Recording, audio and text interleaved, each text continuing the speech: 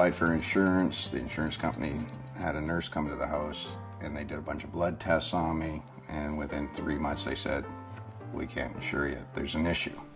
In 1992, Steve was diagnosed with hepatitis C, a chronic liver disease. When I was diagnosed with hepatitis C, I didn't really have any reaction because I didn't know what it was. Even though people don't know that much about hepatitis C, it actually causes more deaths every year in Canada than HIV. The hepatitis C infection actually causes more years of life loss due to premature death than any infectious disease in the country. In 2011, approximately 250,000 Canadians were infected with hepatitis C.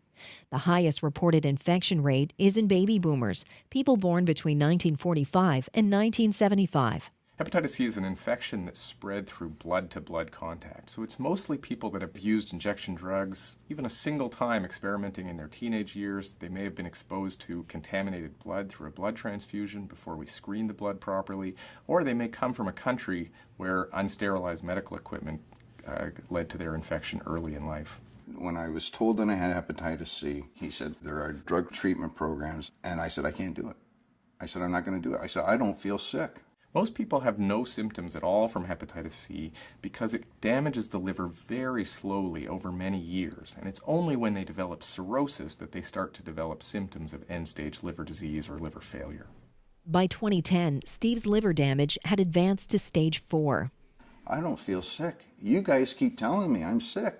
You guys keep telling me I got stage 4 liver disease and I'm cirrhotic, and you know, one day you're going to wake up and it's going to be too late. And I'm going like, "Are you kidding?" I said, "I don't feel sick."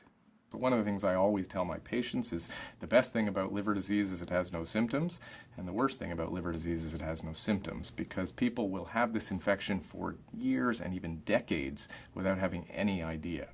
Effective oral therapies are available for treating hepatitis C. We can cure the majority of people who take the treatments for just a few months. The medicines help prevent the hepatitis C virus from duplicating, allowing your body to clear the virus from your blood. It really stops the disease in its track. It's truly a cure.